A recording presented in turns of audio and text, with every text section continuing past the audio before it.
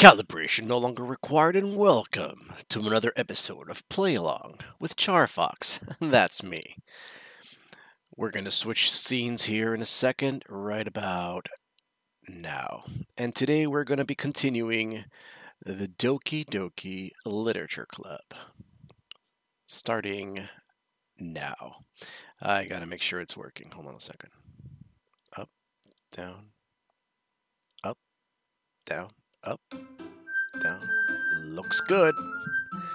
Here we go.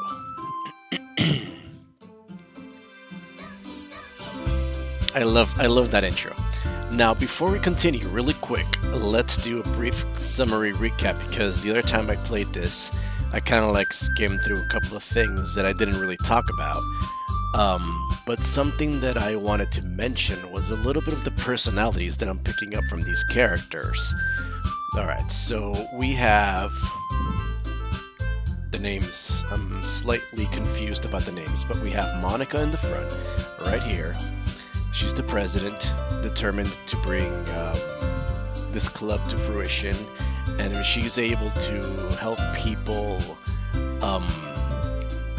fall in love with literature, then she's feeling like she's accomplishing her goals. So she's driven, and she has a passion for some things, right? And then we have Yuri over here in the background. She was mentioning some things that kind of like left me thinking after a while. That she really values books that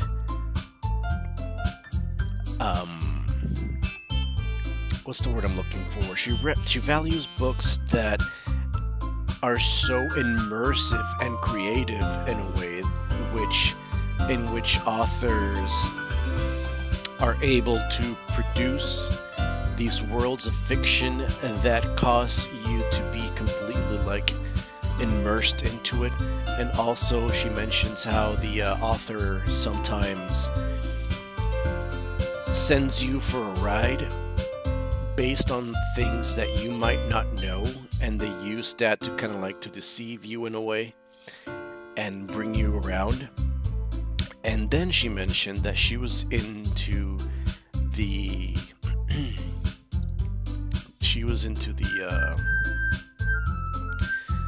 psychological stories, and now that she was getting into horror stories. So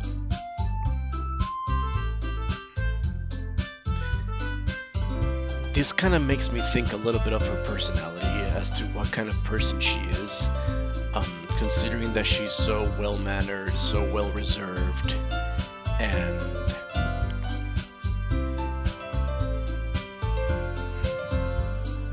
I'm not sure. I'm looking at her picture right now here on the screen, and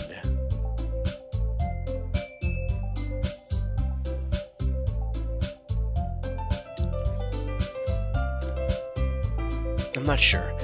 Then over here we have, I think her name is either Natsuki or Sayori. I'm confusing these two for some reason. I'll get it right this time, but either Natsuki or Sayori. This one right here, the girl, the tsundere girl. This one right there. I'm pointing at you with your puffed up cheeks.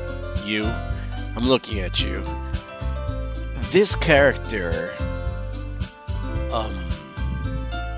has a hidden attraction for cute things, if I'm remembering correctly, because she had a poem that we don't know the title of, but she had a poem and it was cutesy, and she was really embarrassed about it, and how she designed the cupcakes, which was also mentioned in the dialogue in the other video. The fact that she made cupcakes in the shape of cats with the whiskers drawn with icing and little chocolate pieces to make the ears. She has this attraction to cute stuff. And because of this, it makes me think that, or at least for these two characters, Yuri, and I'm calling this one Natsuki for now, Excuse me. I'm calling this one Natsuki for now. These two characters are the characters that we know about the most as of right now. We know that this one is our childhood friend, Sayori. I'm gonna call this one Sayori. We know that she's our childhood friend, and Monica is the popular one, the one that everybody kind of like puts up in the pedestal of like, oh, you know, out of my league, like my character mentioned when he was thinking to himself, right? So we don't really know much about Monica except that she's driven, that she has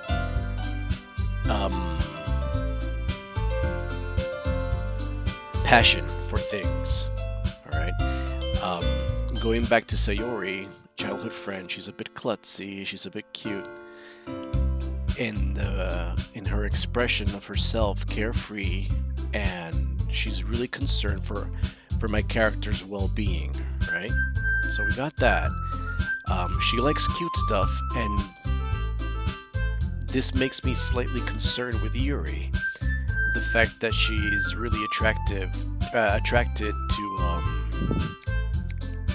psychological stories, fantasy stories, horror stories. Oh, she also made a comment in which she mentions it's really interesting how the authors are able to change your mindset about things, if only for a moment.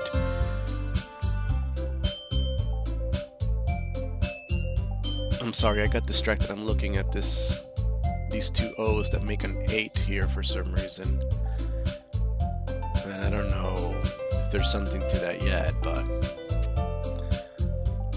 there's that. I don't know what to think about that. I just noticed it. Looks like something else, but I'm not going to talk about that. Sorry. So, going back to Yuri, she has this interest in these kinds of themes, right? And as far as I think of it, when one reads a book, usually there has to do a lot of immersion.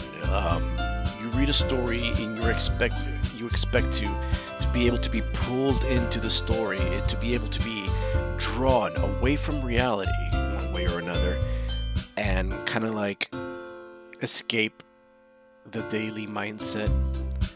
I'm sorry, I'm listening to the song. I'm really hoping that it starts again with the Doki Doki thing. I think it sounds really cute. But anyway, sidetrack aside. So when one reads a story, and if the story is really good, a good book, you can tell if it's a good book if it really draws you in, and the words that you're reading formulate the images that the author is trying to convey in your mind. And once that happens, it takes you to another place, and it's an amazing world of imagination that you're creating based on things that you're reading. This makes me slightly concerned with Yuri because of the you know, it's like she's transporting herself into these kind of stories in one way or another. Fantasy, psychological, and horror stories. So, going back to Natsuki over here, pointing at Natsuki now, she writes cute poems, and she says that she's not cute. So, those are the things that I have for now. But I don't know. These are the initial impressions. I got carried away with the dialogue and the things that I was doing yesterday, and I didn't really talk about it. But there's something here, and I'd like to talk about it as we go along in this story.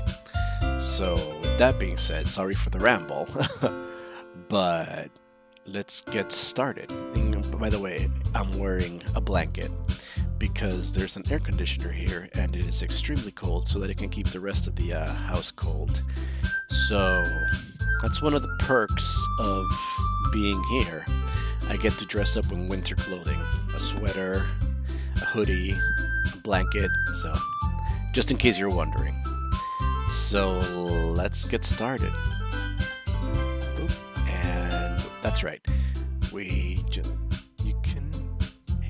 You can use the skip button to fast forward through the text you've already read. That's good to know. Okay, I don't think I got too far while I saved here, so let's get started. With that, the two of us departed the club room excuse me, I'm talking in past. With that, the two of us depart the club room and make our way home.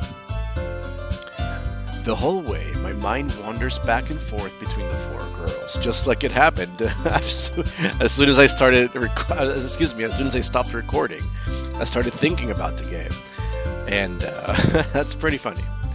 Sayori, yes, I nailed it. So Natsuki is the tsundere girl. Sayori is my childhood friend. Natsuki, good, good, good. Yuri, and of course, Monica.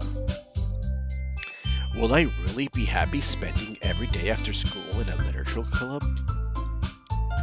Perhaps I'll have the chance to grow closer to one of these girls. Alright. I'll just need to make the most of my circumstances, and I'm sure good fortune will find me. And I guess that starts with writing a poem tonight.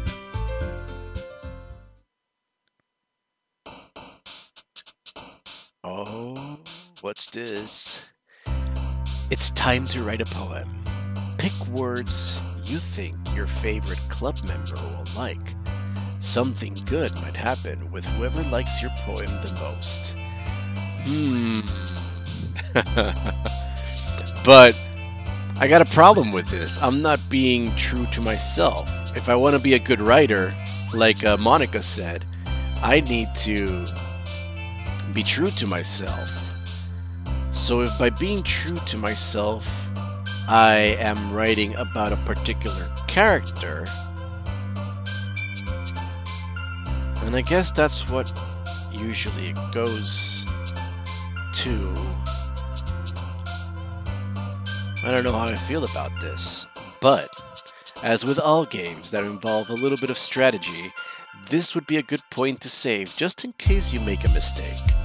So let's go ahead, and save right here.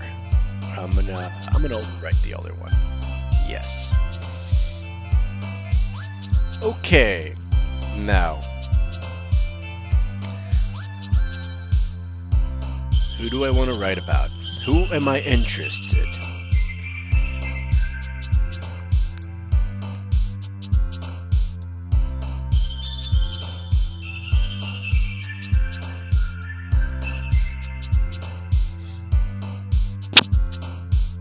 Excuse me. I think it's so cute that they're like bouncing around here. Okay, so let's study these words here really quick. Disaster. A rainbow and bubbles immediately make me think of Natsuki. Pain. Disaster. Make me think of Yuri. Vibrant.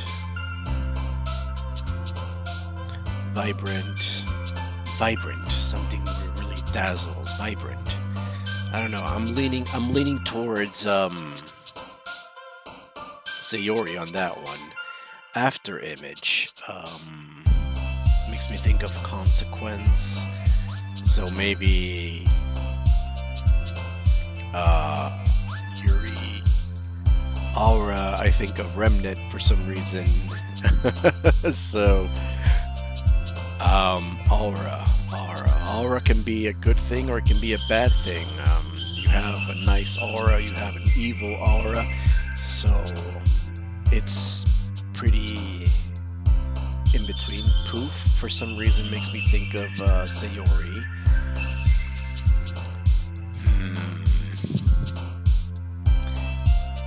Oh man, who am I gonna write about?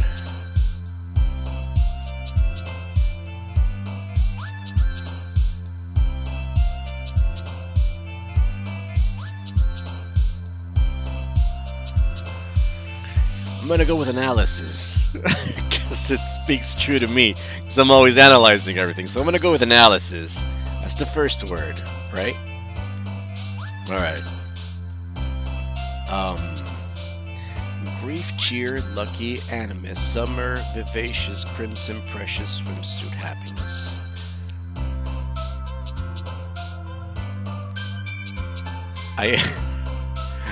I analyze. All right, crimson immediately makes me think of Yuri. Grief is Yuri.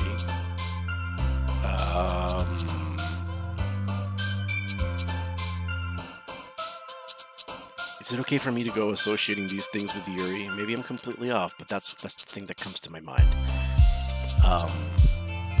Summer, lucky, cheer makes me think of Sayori, and happiness too. Anime. Oh, that's another thing. Natsuki. As soon as I said that I read manga, Natsuki kind of like perked up and she's like, huh? And she didn't say anything about it. So, anime makes me think of Natsuki.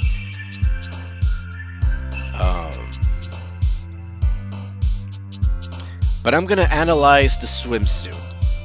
That's where I'm going with this. Explode, essence, tragedy, beauty, starscape, time, fireflies, music, whistle, and bed. Oh, man.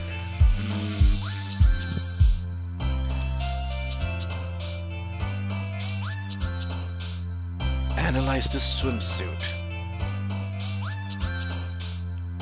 Analyze the swimsuit. And how beautiful it is. I'm gonna go with beauty. I don't know who it makes me think of, but I'm gonna think it resonates more with Sayori.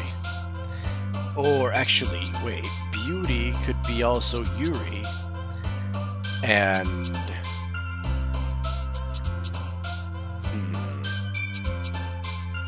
I'm gonna go with beauty. I'm gonna analyze the swimsuit and its beauty. Are they reacting to the words? I didn't notice that. Hold on a second. Let me pick another one.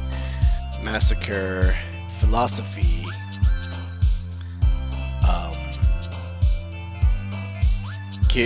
No. Massacre and philosophy is Yuri. Kitty, love, pure.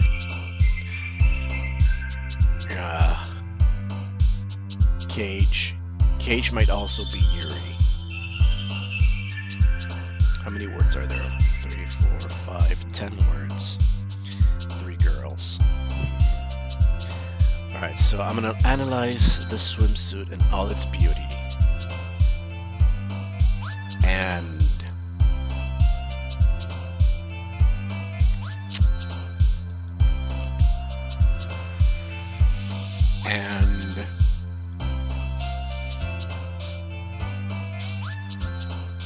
Kitty. I'm gonna go with Kitty. Now I'm gonna look at the girls and see if they react. Ah, they do. Okay. Okay. Okay, so this gives me feedback immediately as to what I'm writing about. Dang. I don't know who reacted the first 3. So we're analyzing the beautiful swimsuit with kitties on it. And we're going to what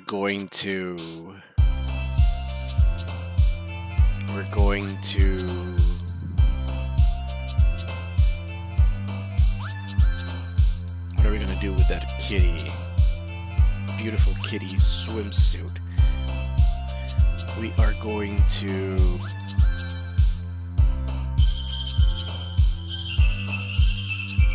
do with the swimsuit?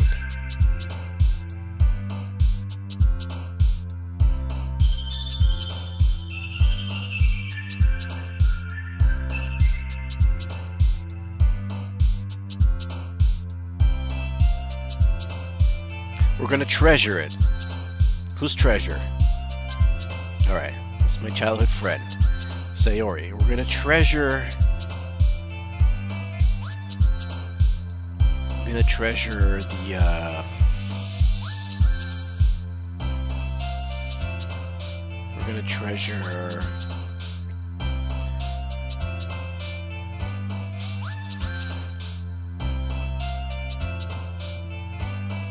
our friends. Yeah, childhood friend. We're gonna treasure our friends.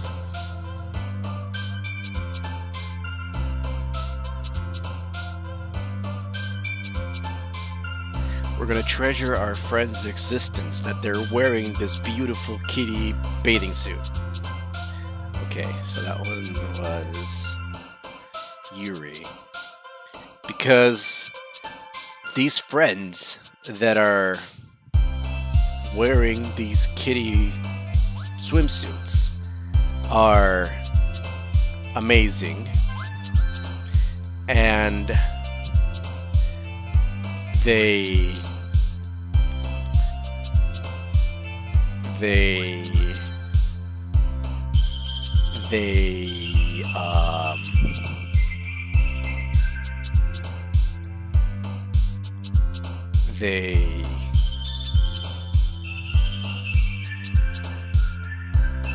what do these beautiful friends that I treasure their existence wearing kitty swimsuits, beautiful kitty swimsuits, what do? They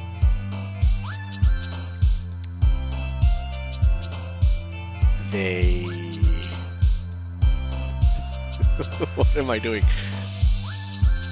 They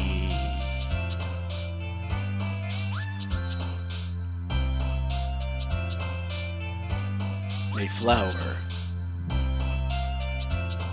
They flower this vivid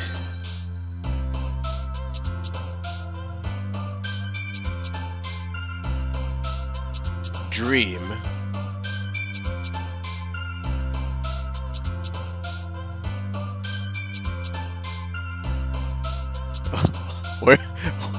where am I going with these thoughts? Let's bring it back around.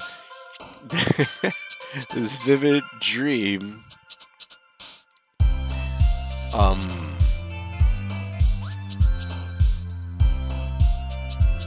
where we all wear headphones and boop each other, guaranteed boop, with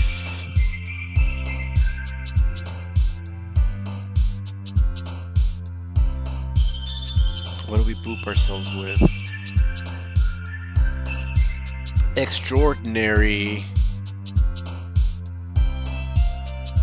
cute blankets. Dang, this poem is hard.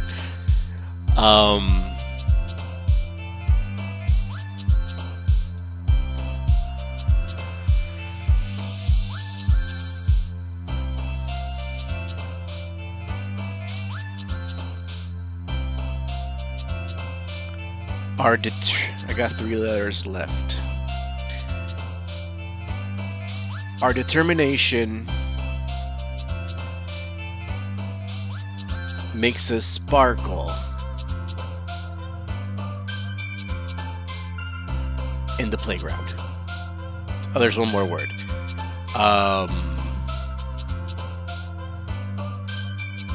Forever. That's 2.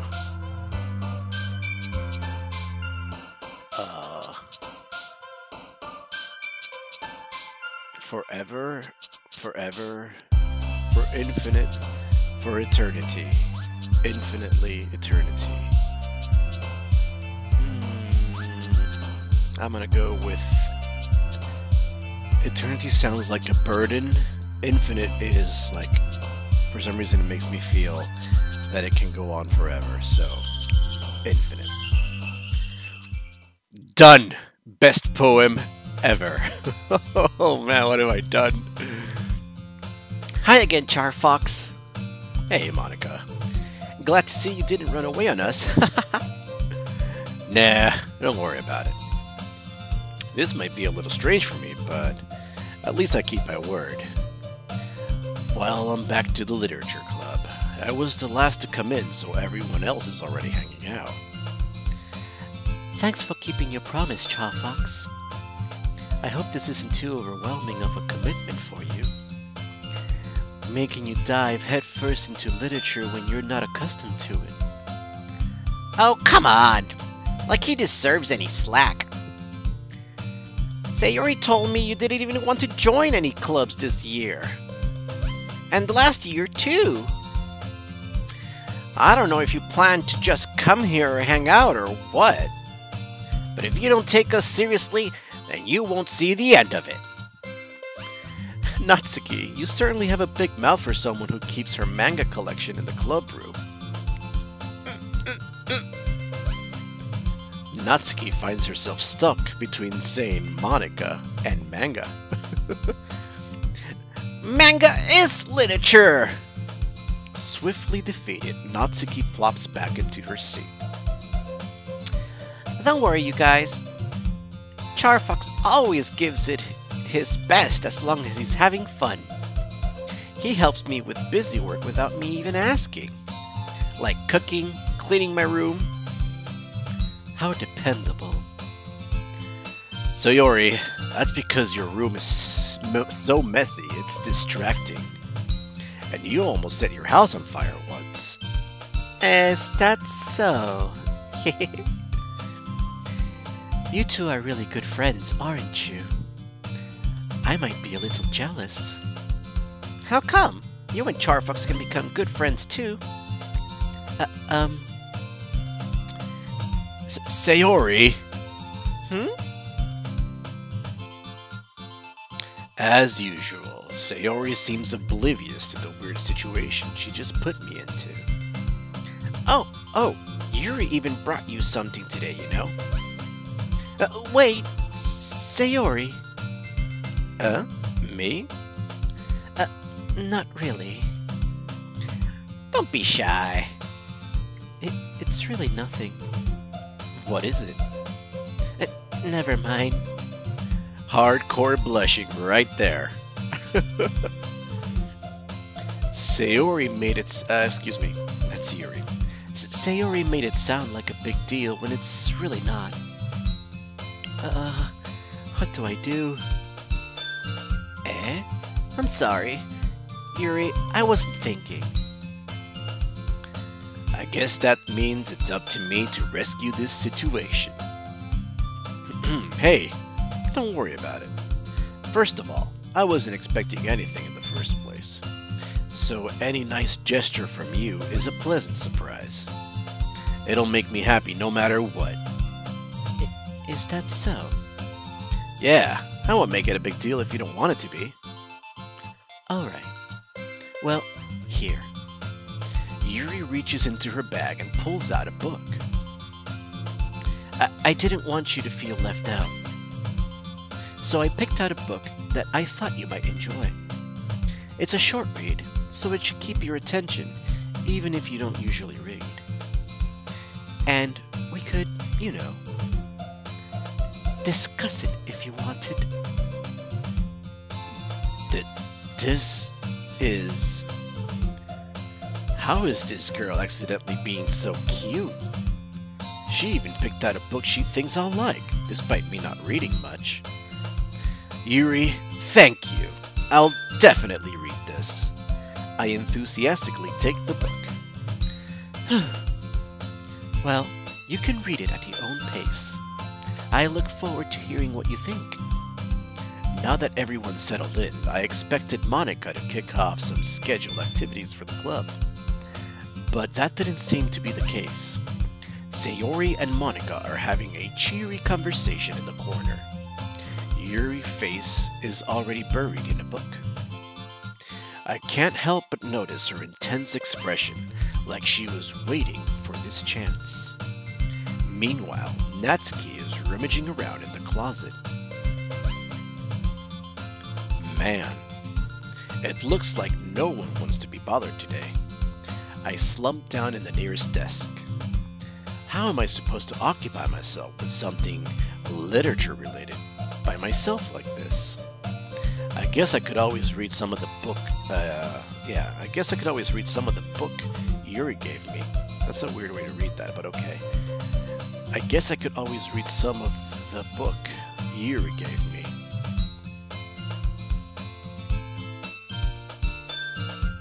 But I'm not feeling a little too tired. But I'm feeling a little too tired to read. I could probably fall asleep right now. I close my eyes and end up listening in on Sayori's conversation with Monica. We're probably gonna seem really lame compared to all the other clubs, though. Well, we can't give up. The festivals are our chance to show everyone what literature is all about. The problem is that the idea of a literature club sounds too dense and intellectual. But it's not like that at all, you know. We just need a way of showing that to everyone. Something that speaks to their creative minds. That doesn't solve the problem, though. Eh? What do you mean? Even if we come up with the most fun thing ever, nobody will come in the first place if it's a literature event. So it's more important to figure out how to get the people to show up in the first place, you know? And after they come, we can do the thing to speak to their creative minds. What's this? Sayori is taking this really seriously. It's rare to hear her deliberating like this. Huh, that's a good point. In that case, do you think food will do the trick? What kind? Well, I guess we could... Cupcakes! Good thinking. Natsuki would love to do that. Ah, you're right.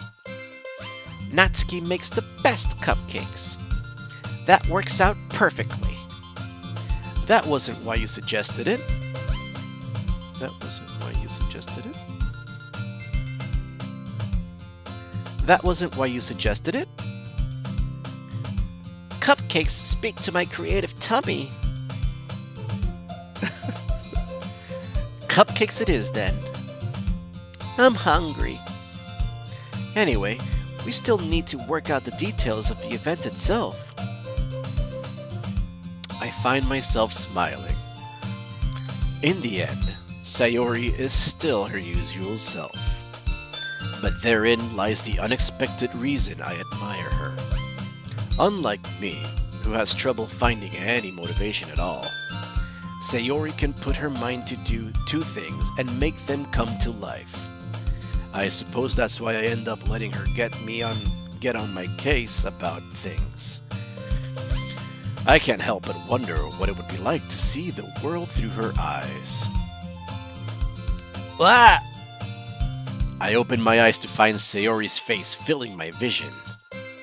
I nearly fall out of my chair. Sorry. Wait. Actually, I'm not sorry at all. It's your fault for sleeping like that. This isn't the napping club. Does our school have a napping club?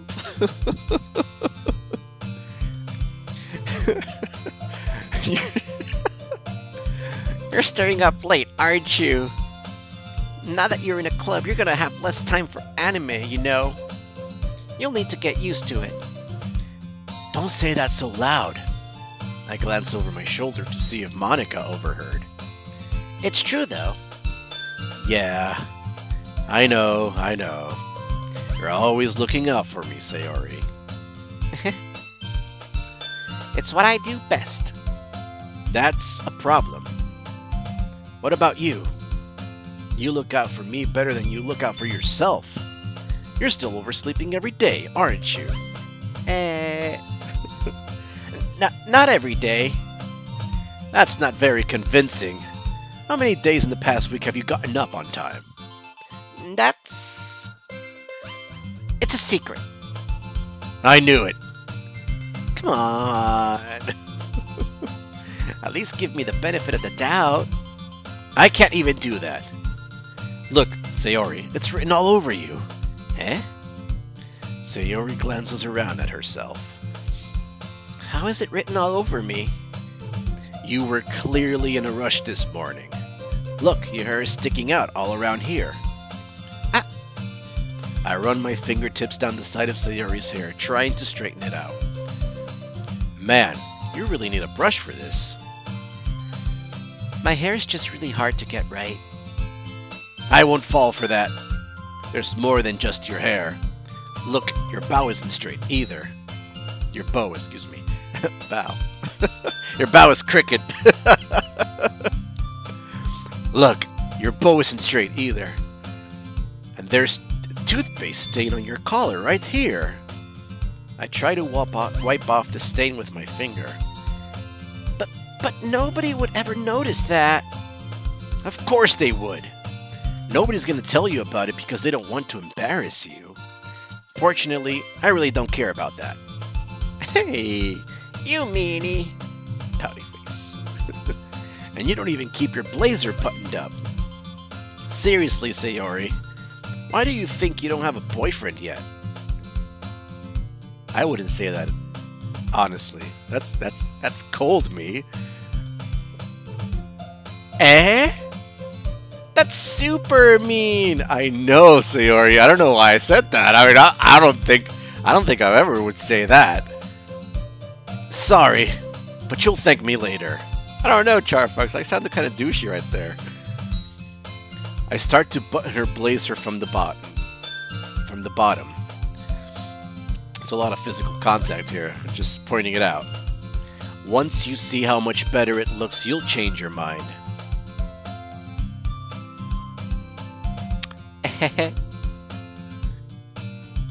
This is so funny.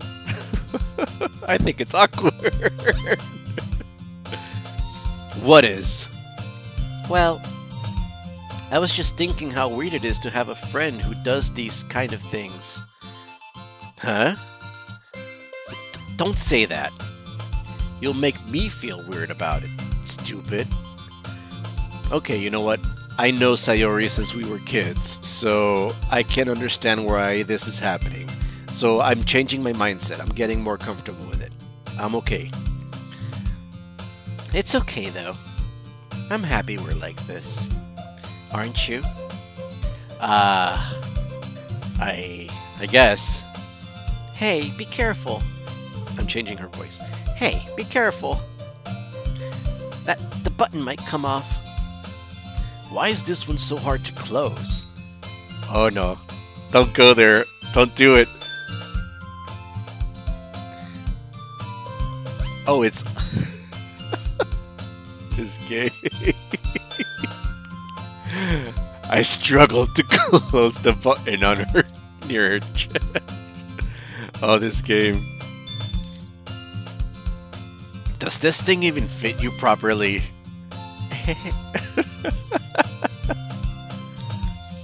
It fit when I bought it. If you ever buttoned it, you would have noticed sooner that it doesn't fit you anymore. What are you smiling about?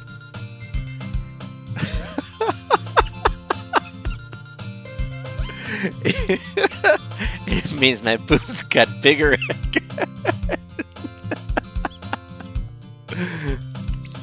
Don't say that out loud. Anyway, you look much better now, so...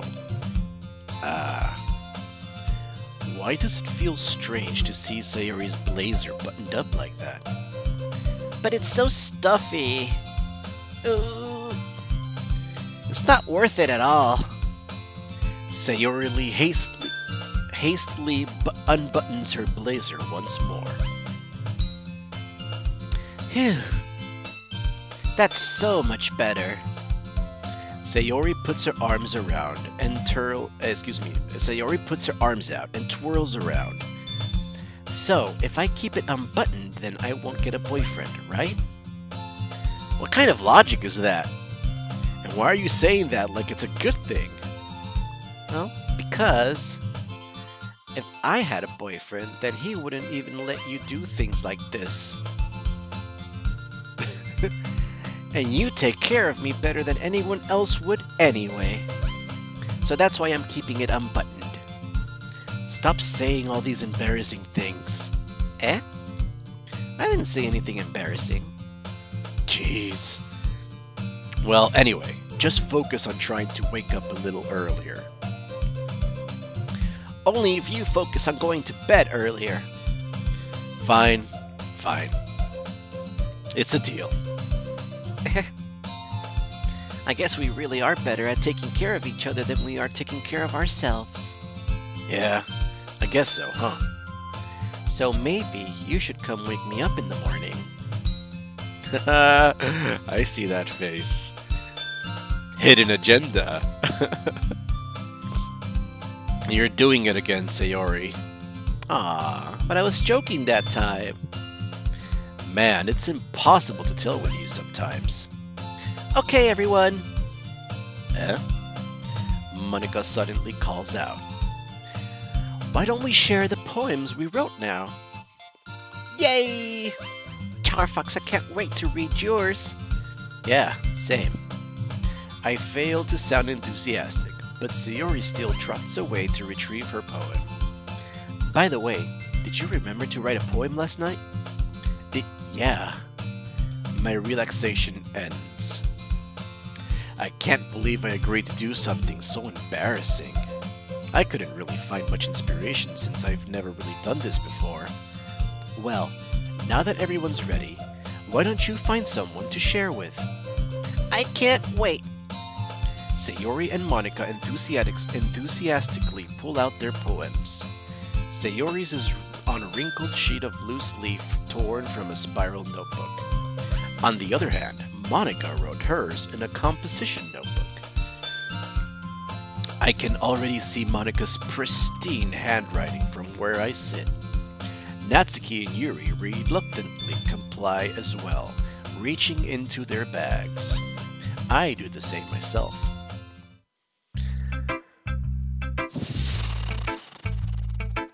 Decision time.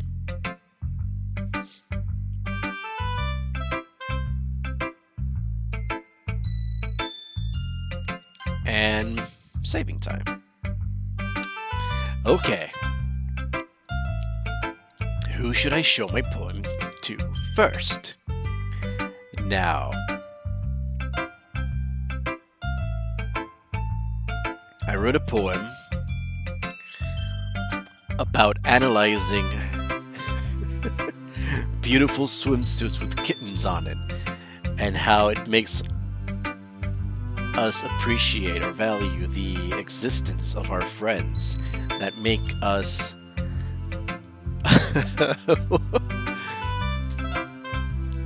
I can't remember the other options I made, but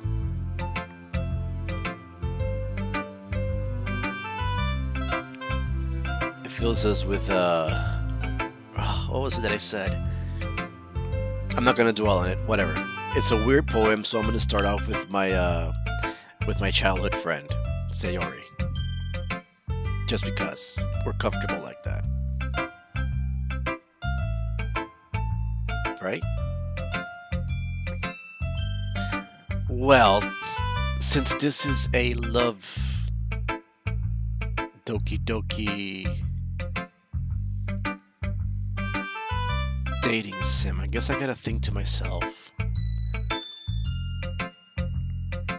who am I interested in the most?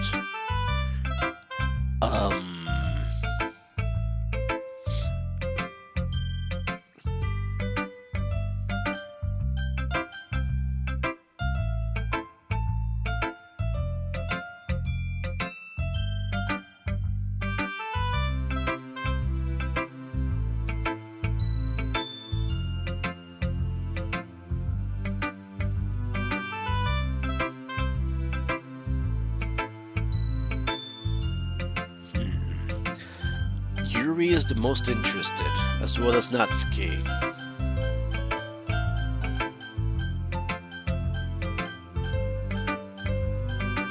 Are they? They reluctantly pulled out their papers. but they were really looking forward to it. At least Yuri was really looking forward to sharing our poems.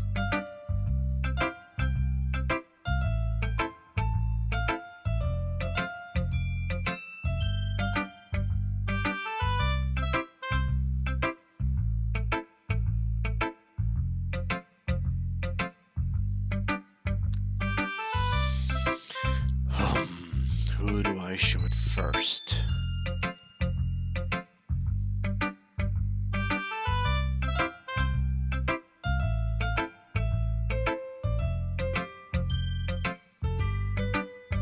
I'm gonna go with Sayori.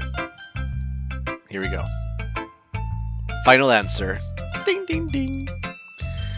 Yeah, I'm definitely most comfortable sharing it with Sayori first. She's my good friend after all.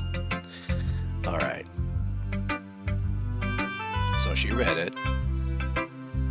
Oh my goodness.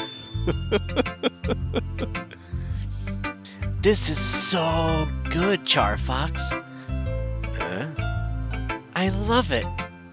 I had no idea you were such a good Sayori, you must be seriously overreacting. I'm not a good writer at all. I mean, honestly, I have no idea what I'm doing. I wrote about beautiful swimsuits and how we have to analyze the cute kitten patterns on them. Well, maybe that's why. Because I have no idea what I like either. Jeez. I'm sure Yuri's opinion has to be a little more constructive than this. Maybe even Natsuki's. Are you sure you don't like it just because I wrote it? Eh? Well, I'm sure that's part of it. I think I understand you better than a lot of other people, you know? So when I read your poem, it's not just a poem. It's a CharFox poem. And that makes it feel extra special. Like I can feel your feelings in it. Sayori hugs the sheet against her chest. You're so weird, Sayori. I'm really happy just that you wrote one. It just reminds me of how you're really a part of the club now. Not to mention the fact that I'm standing right in front of you in the club room. Well, of course. I'm not really into it yet, but that doesn't mean I'll break my promise. I mean, that's me, I'm reading. I'm not really into it yet, but that doesn't mean I'll break my promise. See? It's like I said before, CharFox. Deep down, you're not selfish at all, you know? Trying new things like this for other people, that's something that only really good people do. Thanks, Sayori. I'm not sure if Sayori sees the full picture of my motive here. Then again, I can't deny that she's a part of the reason I joined, knowing how much this means to her and all. Yeah, and I'm gonna make sure you have lots of fun here, okay? That will be my way of thanking you. Alright, I'm gonna hold you to that then. Yay! Now you'll read my poem too, right? Don't worry, I'm really bad at this. We'll see about that. Dear sunshine, the way you glow through my blinds in the morning, it makes me feel like you missed me. Kissing my forehead to help me out of bed, making me rub the sleepy from my eyes. Are you asking me to come out and play? Are you trusting me to wish away a rainy day? I look above, the sky is blue. It's a secret, but I trust you too. If it wasn't for you, I could sleep forever. But I'm not bad. I want breakfast. This is really beautiful. It's a beautiful poem.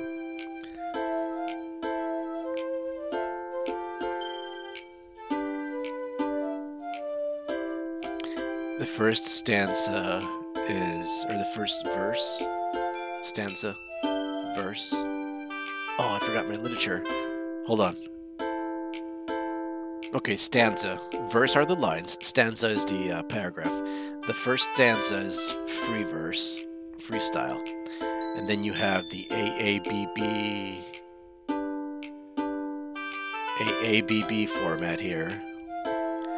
And then more freestyle. So this is really beautiful poem. Click outside the poem area to continue. Sayori. This is just a guess, but did you wait until this morning to write this? No. Just a little bit. You can't. I want breakfast. It makes sense now. You can't just answer just a little bit to a yes or no question. I forgot to do it last night. Well, at least that makes me feel a little better about myself. Don't be mean. I still tried my best. Yeah. I didn't mean to say that it was a bad poem. It came out nice, or how should I put it? It sounds just like you. Really? Yeah. Especially that last line. I made eggs and toast. Even though you were late for school? It's bad to skip breakfast. I get all cranky. Well, I guess there's no point in arguing. Anyway, thanks for showing me. This was so much fun. Monica's the best. Yeah. Yeah. But next time I won't forget. And I'm gonna write the best poem ever. Well, I guess I look forward to it. Who should I show my poem to next? Okay, so I can see everybody's. Cool. Let's do...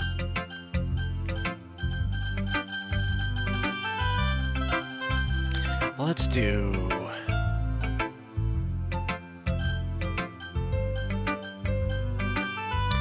Natsuki and see what she thinks about the beautiful kitten bathing suits.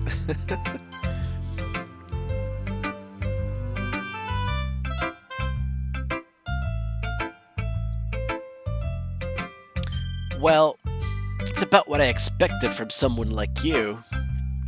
That's a little blunt. Well, excuse me. It's not like I said it was bad. I just didn't invoke any emotions. So basically, it's not cute enough for your... excuse me. So basically, it's not cute enough for your tastes? Do you want to get smacked? I'll pass. Well, anyway, I guess I need to show you mine. Not that you'll like it.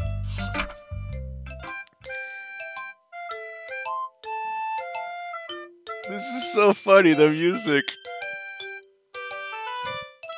Eagles can fly, monkeys can climb, crickets can leap, horses can race, owls can seek, cheetahs can run, eagles can fly, people can try, but that's about it.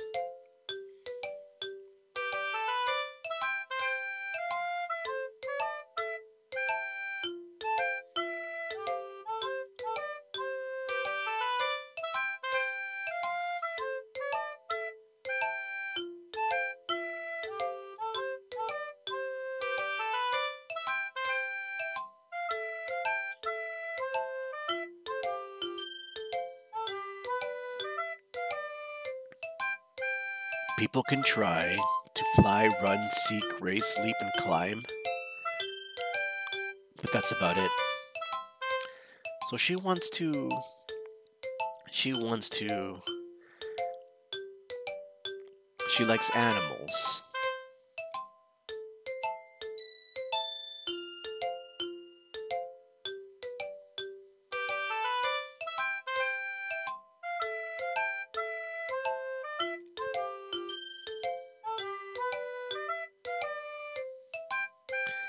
Climb, leap, race, seek, run, fly, but people can try. And that's about it.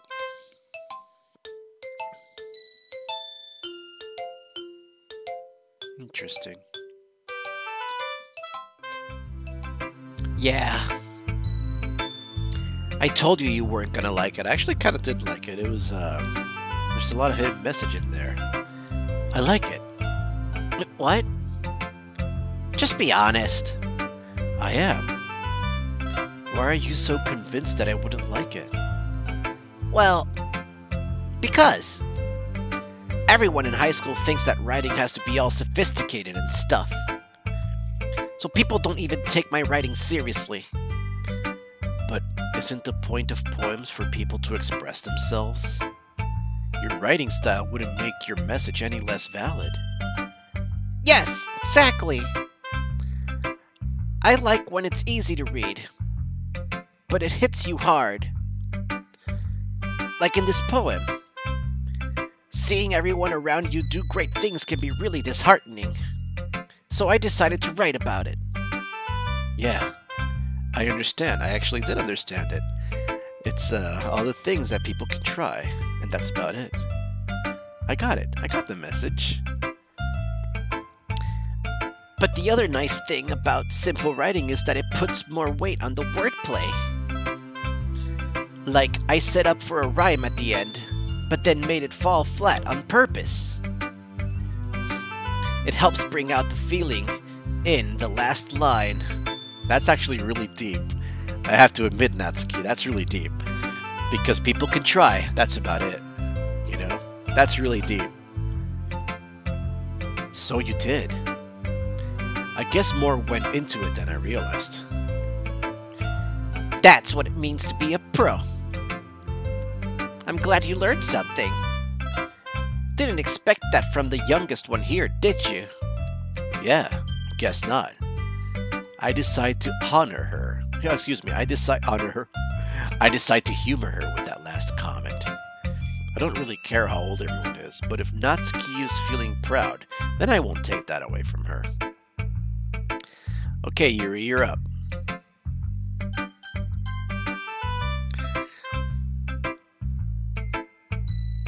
I don't think Yuri likes cute bathing suits with cats on them.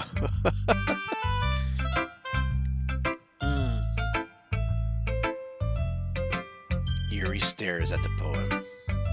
A minute passes, more than enough time for her to finish reading. Oh, sorry. I forgot to start speaking. It's fine. Don't force yourself. I'm not. I just need to put my thoughts into words. Hold on. Okay. This is your first time writing a poem, right? Yeah. Why do you ask? I'm just making sure. I guess that it might be after reading through it.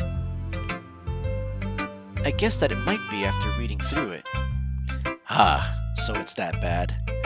No! Did I just raise my voice? I'm so sorry.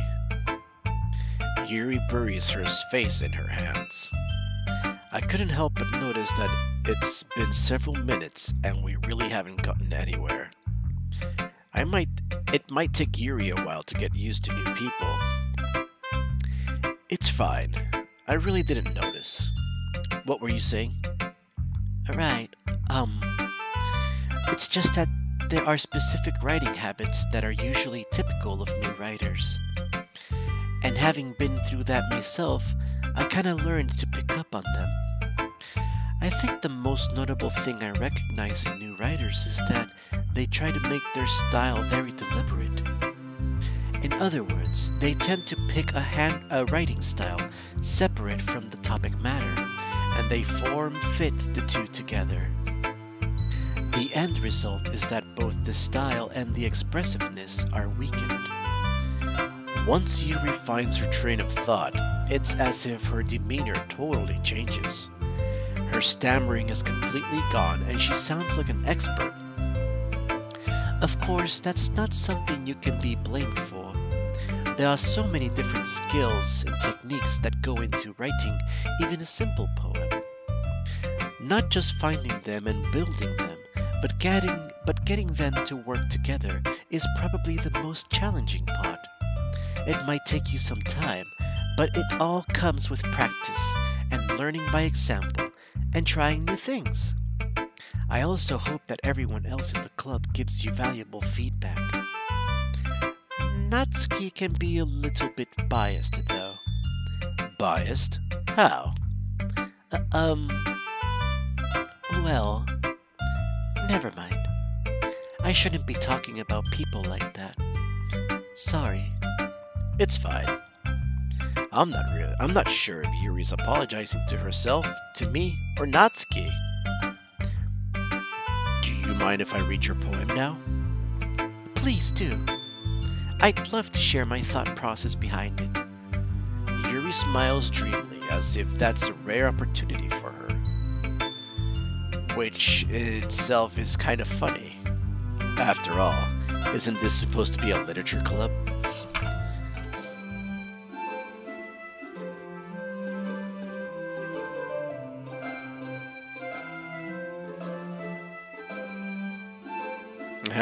It has instruments, a violin. I hear a violin in there, or a cello. It has some strings, bringing sophistication into play.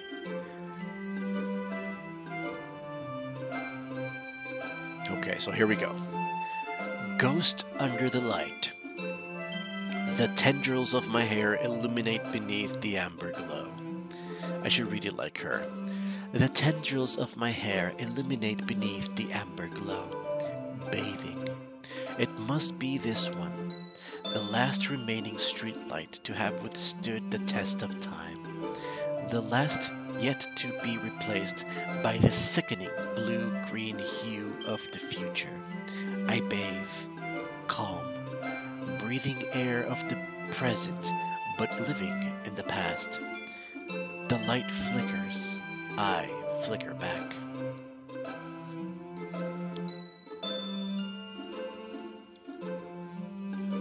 Ghost under the light.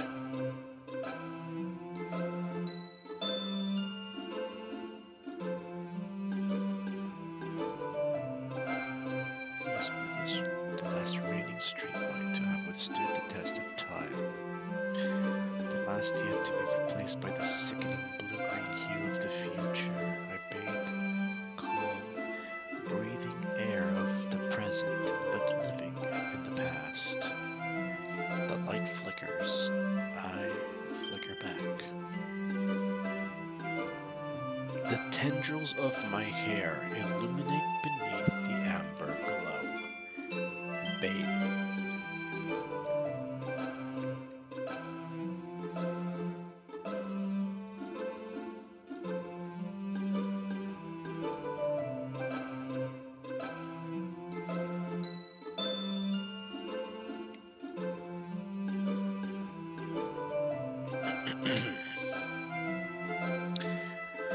The image that's coming to me because of this poem is...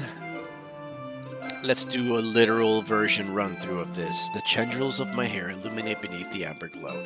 Bathing. Okay, so we are...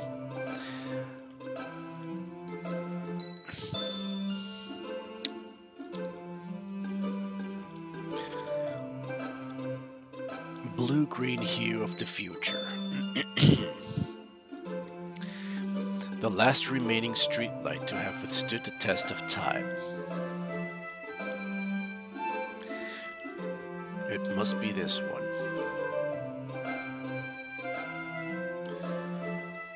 Bathing. It must be this one.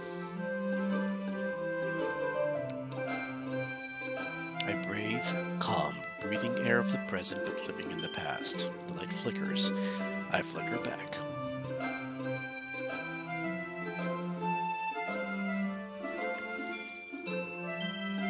Okay, if we were to take this very literally, ghost under the light, it's a literal depiction of a ghost under a light, bathing in the amber glow. So it's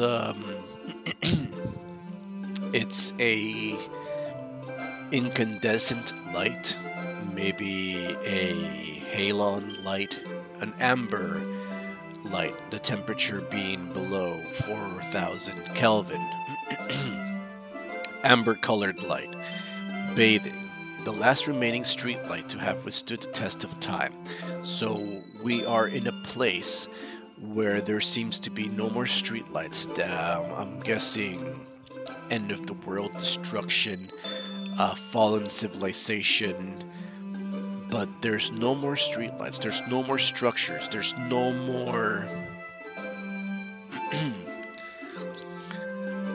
There's no more things that used to be, right?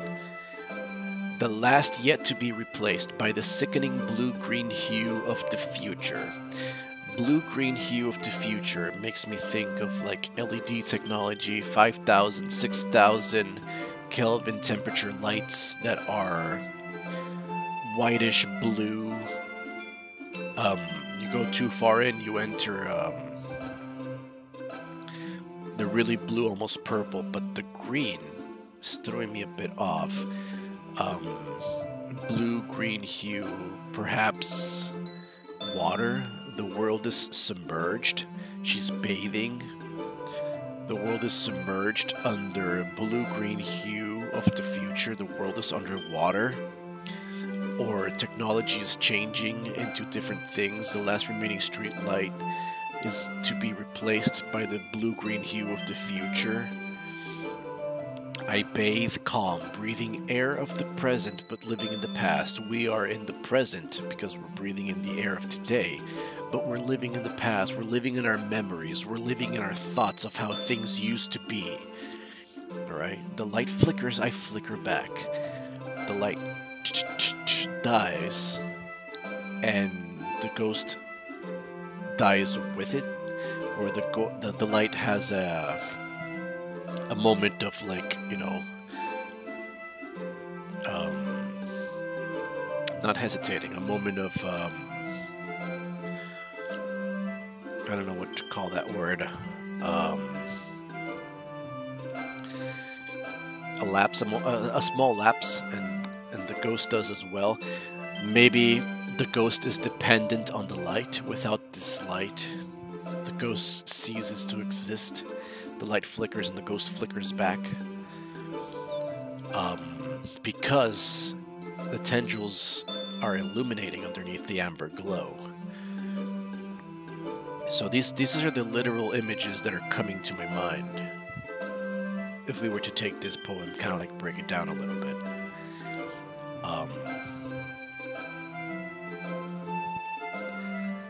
But it's interesting, it really is. Ghost under the light. Ghost of the past, how things used to be.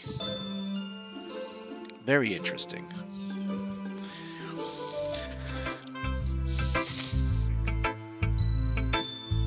I'm sorry, I have such terrible handwriting. What? I wasn't thinking that at all. I was wondering if the world was under the water or if it was apocalyptic destruction. I did, didn't I? But it took you a long time to read.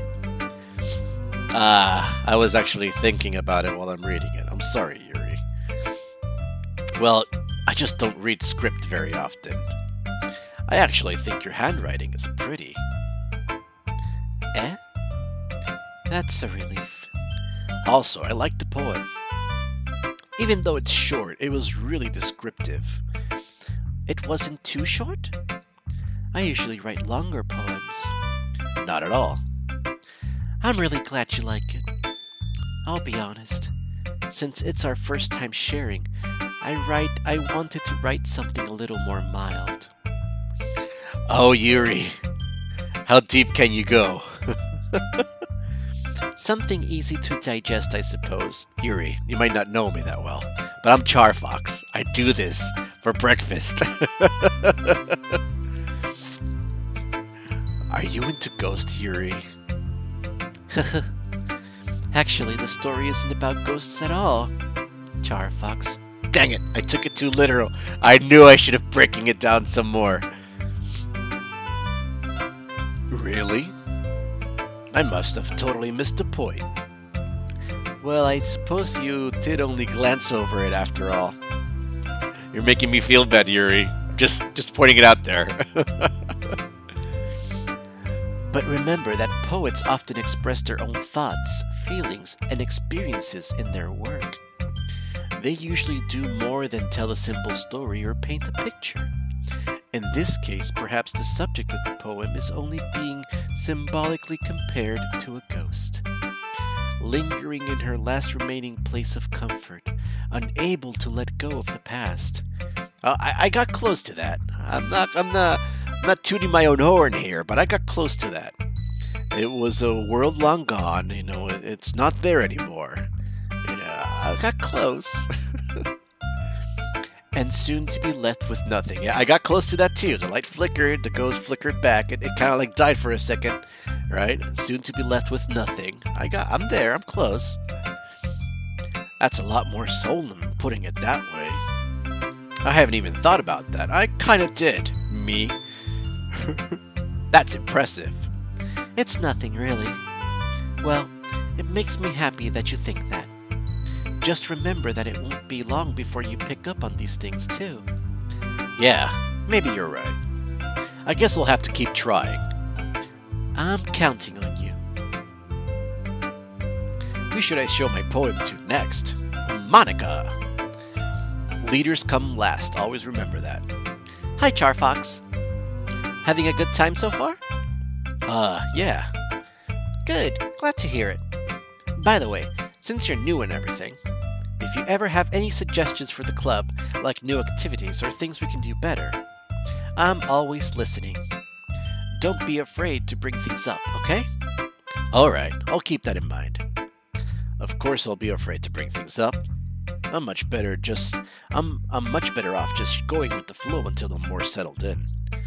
Anyway, want to share your poem with me? It's kind of embarrassing, but I guess I have to. Don't worry, CharFox. We're all a little embarrassed today, you know. But it's that sort of barrier that we'll all learn to get past soon. Yeah, that's true. I hand Monica my poem. I like this one. It makes me think of something Sayori would like. Is that so? You and Sayori are really good friends, right? I wouldn't be surprised if you had those sort of things in common. What's up with that face? What's up with that face, Monica? You seem concerned. Well, we may be good friends, but Sayori and I are actually really different. Well, that may be the case. But maybe there are also some similarities that you wouldn't expect. The way she talks about you. It sounds like the two of you really care about each other's well-being. Even if you show it in different ways, it ends up being more similar than you think.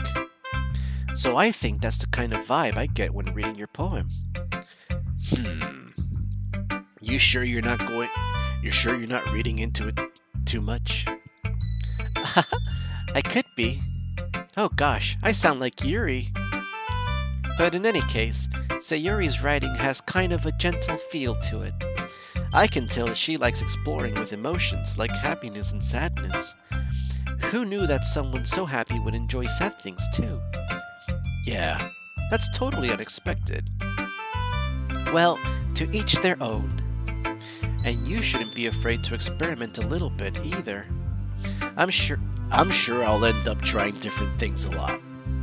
It could take a while before I feel comfortable doing this. That's okay. I'd love to see you try new things. That's the best way to find the kind of style that suits you. Everyone else might be a little bit biased toward their own kinds of styles, but I'll always help you find what suits you the most. So don't force yourself to write the way everyone else wants you to write.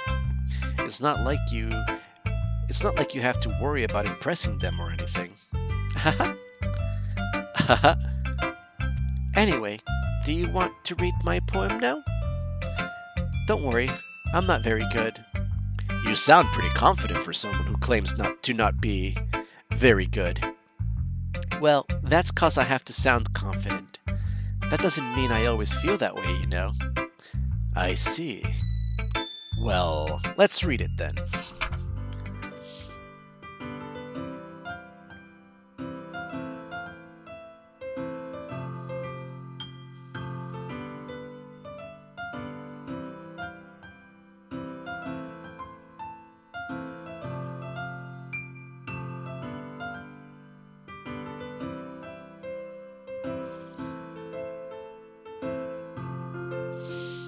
Refined. Not sophisticated like Yuri, but refined. Excuse me. Hole in the wall. Excuse me. I gotta read it like Monica. Hole in the wall. It couldn't have been me. See, the direction the spackle protrudes. A noisy neighbor? An angry boyfriend? I'll never know. I wasn't home. I peer inside for a clue. No, I can't see. I reel, blind, like a film left out in the sun. But it's too late. My retina's already scorched with a permanent copy of the meaningless image. It's just a little hole. It wasn't too bright. It was too deep. Stretching forever into everything. A hole of infinite choices. I realize now that I wasn't looking in. I was looking out. And he, on the other side, was looking in. Monica.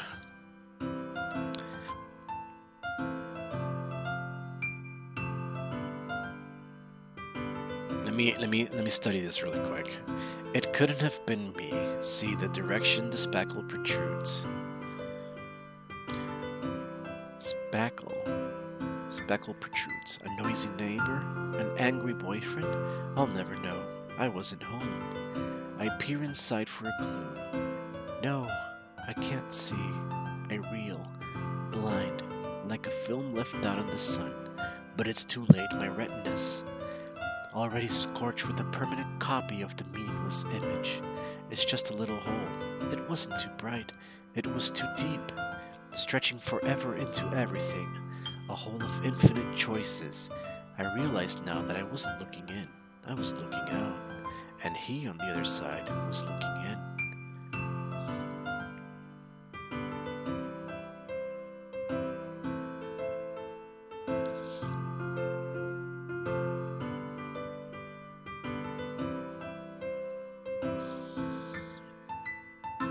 Hole in the wall. It couldn't have been me.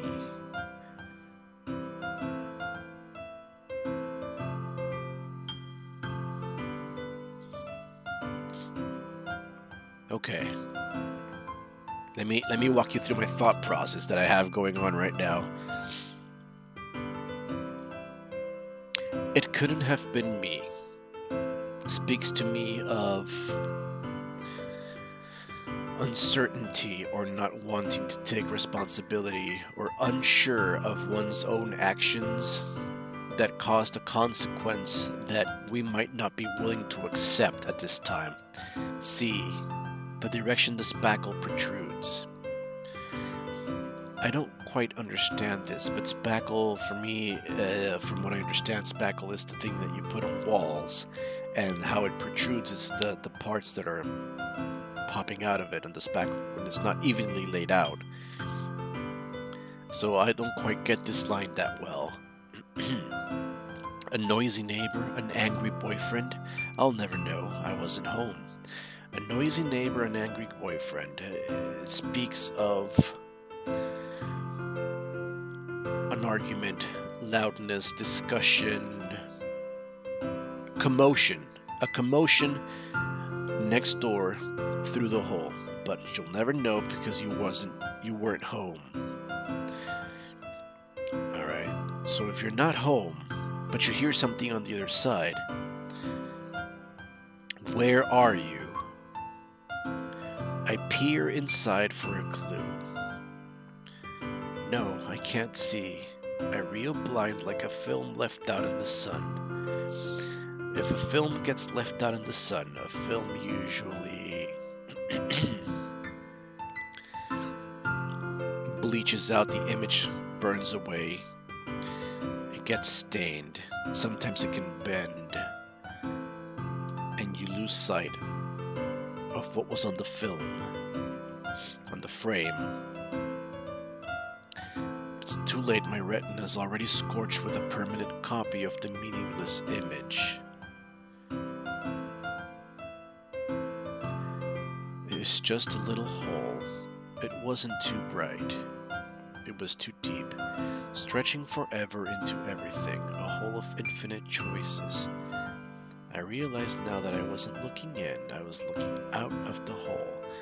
So you're looking out of a hole. Outside, there's commotion. You try to look inside, thinking that inside, but it's actually on the outside. You're blinded because you saw something meaningless. And now you're scarred with this permanent copy. It's just a little hole. It wasn't too bright, it was too deep. So you saw something that opened up your mind, blew your mind into different facts and things that you were not aware of. You became aware, you became self-conscious, and you weren't looking in. He was looking. You were looking out. He was looking in. Stretching forever into everything. You're discovering the vastness and the grandeur of the universe. And you can't get rid of this, what you consider meaningless image. It wasn't too bright. It wasn't a big thing. But it was enough to make you aware, self-conscious. But you never know you weren't there. You weren't home. But what caused you to look? Because you heard something, you felt something, there was a commotion outside.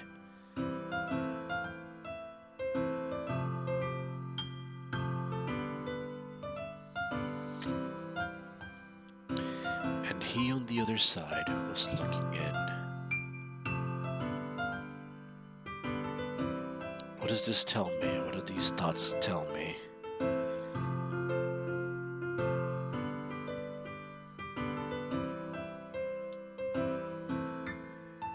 That you're realizing something about yourself because you're looking in.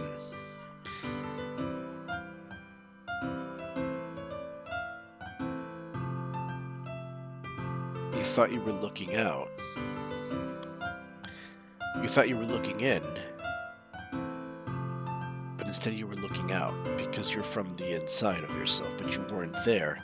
So you're realizing something about yourself. You're realizing something about yourself. Something that you'll never know because you weren't home, but when you look inside for your clue, you end up looking outside, and everybody is looking inside now to you. And this meaningless image that has opened up your world, that opened up your mind into something that you weren't aware. It was just a little hole. It wasn't too bright, but it was too deep because it showed you something that you never considered before, something that just brought you into another plane of existence.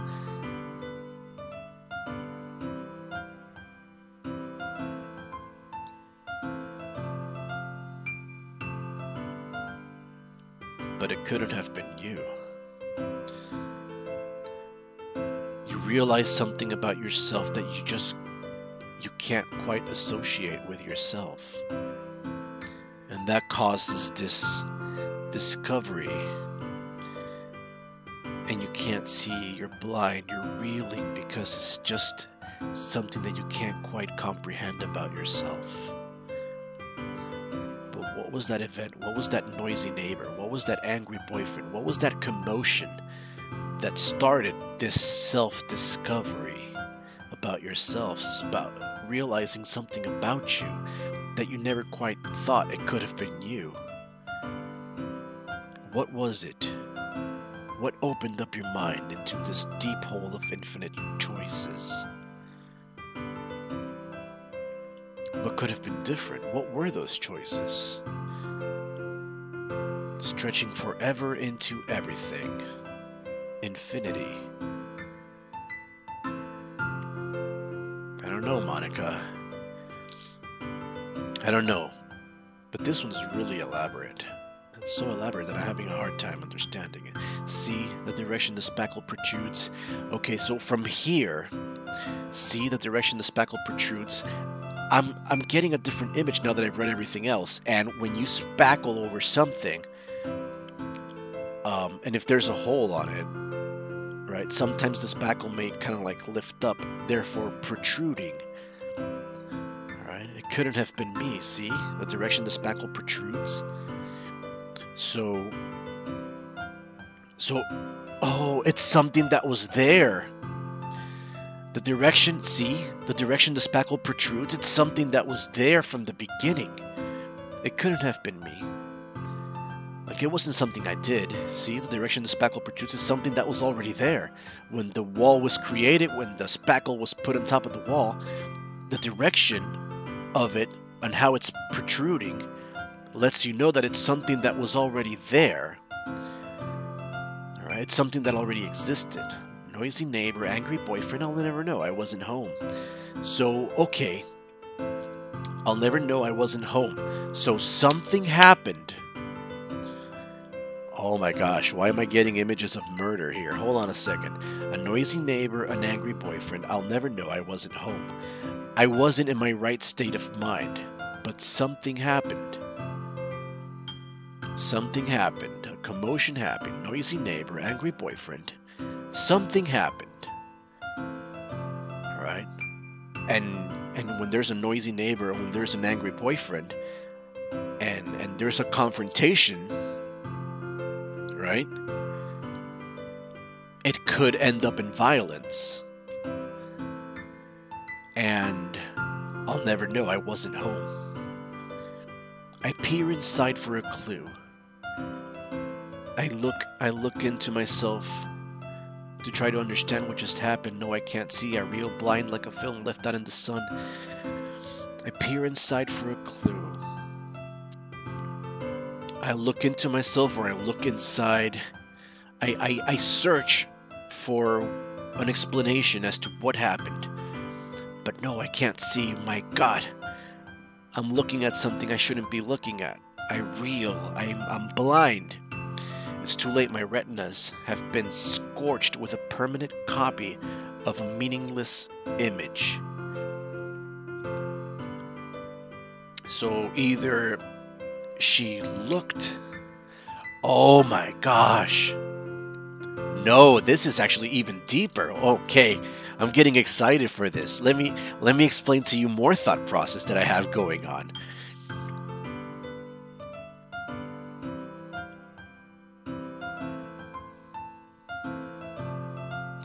Oh my gosh. Oh my gosh. Oh my gosh. This thing, guys. This thing. Hold on a second. Okay, I'm getting a different perspective on this right now. It couldn't have been me. I couldn't have been the one that did this. Because, you see, the direction the spackle is protruding. So, either the spackle was already there, either this event already happened, right? The spackle protrudes. Because, oh man, what if the wall was destroyed? What if something happened? Oh my gosh, I'm going with this one. What if something happened in which, I don't know, I'm thinking of a sharp object, and the first thing that comes to my mind is a knife? Or I don't know, I thought about this movie, I don't know, a knife, an axe, one of those fire pokers from the chimney, something sharp and strong enough to break through a drywall, right? A drywall with spackle on it. And when it broke through it, the spackle kind of like opened up, and the spackle is protruding. Now, if you're on the other side of the wall, you know, the hole is in this direction. It wasn't you. You didn't make that wall, so it couldn't have been me. But the spackle is towards you, right? Now, I'll never... Oh, man.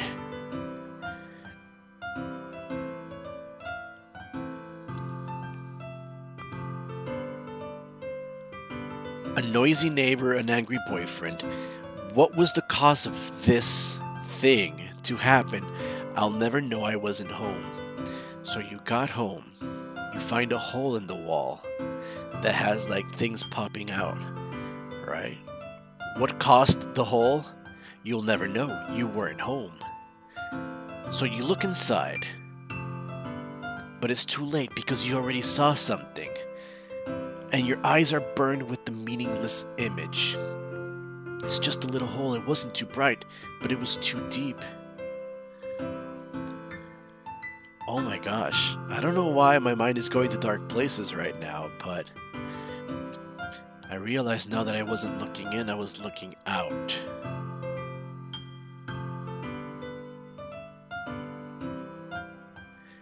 And he on the other side was looking in.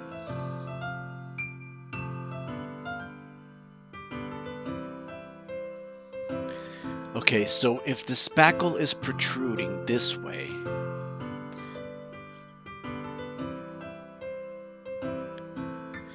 was it a gunshot? Was it a bullet hole?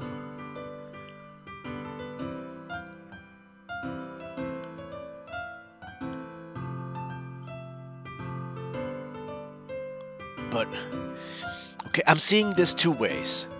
You walk into your house and there's a body on the floor, right? What caused this body to be here? A noisy neighbor, an angry girlfriend. I'll never know. I wasn't home. But I see the hole in the wall, the way the spackle is protruding. It couldn't have been me because look at the way the spackle looks, right? It's popping out. It couldn't have been me. Look at the way it is. But I found this body here. So there's a hole in the wall here. Let me look through it. And when you look, you see something that just you can't quite understand. And you realized that you weren't looking in, you're looking out. And the person on the other side of the wall, perhaps the killer, or the murderer, or whatever, is actually looking in, trying to assess what happened with whatever he did. Now, if somebody was standing against a wall and they got impaled with something, then that would make the drywall pop out on the other side. And then you would see the hole in the wall. And then the body would be there, but you wouldn't see the body.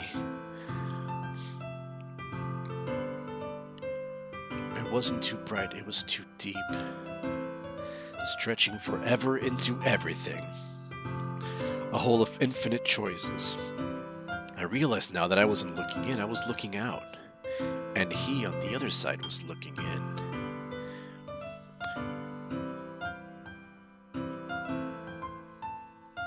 So, man, I can't put it together. Maybe you did something and you realize there's a hole. And when you look, you realize, oh no, it's too late, somebody saw me do something. My eyes are already scorched with a permanent copy of the meaningless image, the image of just a person. It's just a little hole. It's not too bright. It's not too, it's just a little hole. It wasn't too bright. It was too deep. Stretching forever into everything. A hole of infinite choices. I wasn't looking in the hole. I was looking out through the hole. And somebody on the other side was looking in. Somebody is aware of what happened here. This can go so many places. I'm taking too long on this. Hold on a second. How long have I been recording? Oh my gosh, no! I said 30 minutes! So, what do you think, Monica? It's very freeform, if that's what you call it.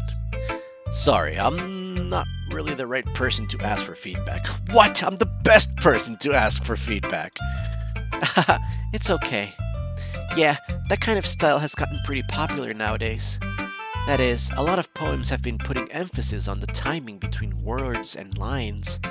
When performed out loud, it can be really powerful. What was the inspiration behind this one? Yeah, Monica, what was it? Well, I'm not sure how to put it. I guess you could say that I had some kind of epiphany recently. Okay. Alright, so maybe I got too dark there in the second part. It's been influencing my poems a bit. Or not. Hold on. An epiphany? Yeah, something like that. I'm kind of nervous to talk about deep stuff like that because it's kind of coming on strongly. You think? Maybe after everyone's better friends with each other. Anyway, here's Monica's writing tip of the day. Sometimes when you're writing a poem or a story, your brain gets too fixated on the specific point. If you try so hard to make it perfect, then you'll never make any progress. Just force yourself to get something down on the paper and tidy it up later. Another way to think about it is this. If you keep your pen in the same spot for too long, you'll just get a big dark puddle of ink. So just move your hand and go with the flow. That's my advice for today. Thanks for listening. And I'm saving it, right? Here. Okay. How do you go to the, I want to go to the title. It's cute. I want to hear the Doki Doki. There you go.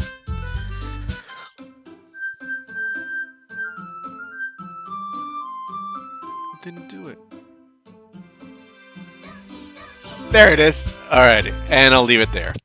Thank you so much for joining me for another watch along with I should boop. Now I can do it without you seeing me push the button. Alrighty, so I'm gonna leave it here. I took way too long on this one, guys. I'm so sorry, but it was really entertaining, and it can be deep, and that interests me.